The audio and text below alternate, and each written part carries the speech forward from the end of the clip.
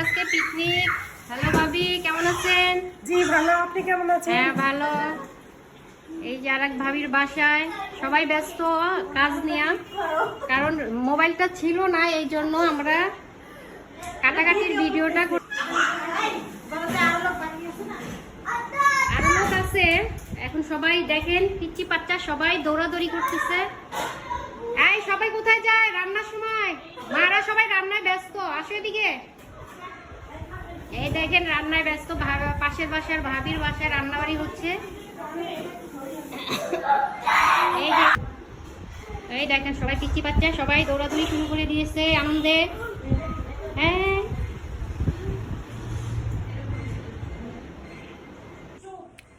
আমরা আজকে ভাবির বাসায় রান্না করতেছি। হঠাৎ করে সকালে ভাবিরা বললো যে চলেন পিকনিক করি। পিকনিক মানে একটু বিরিয়ানি রান্না হচ্ছে।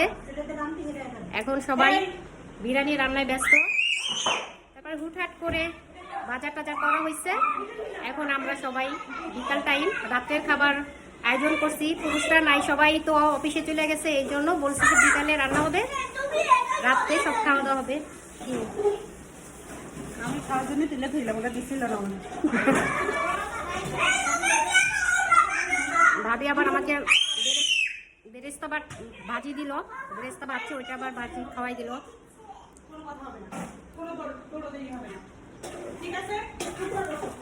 ওই দেখেন মুরগি বসাই দিছি আমরা সবাই। আমি অবশ্য দেই নাই, আমি একটু বাসায় পানি গরম দিছি। ভাবি সব করতেছে। এটা 3 তলার ভাবি। ভাবির বাসা কোথায় জানি, কোথায় জানি কালিয়াকুর, কোথায় কালিয়াকুড়ি সদরে।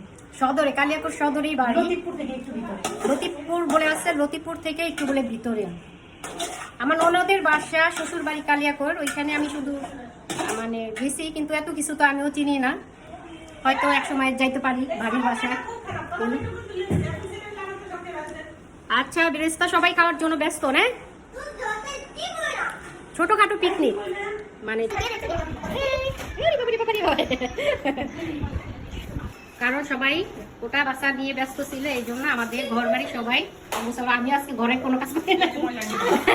ময়লার ডিব্বা, এই যে ময়লার ডিব্বা নিয়ে যাইতেছে ভাবি পালানোর জন্য। মানে সবার খুশি, মানে পিকনিক করা মানেই তো খুশি আনন্দ।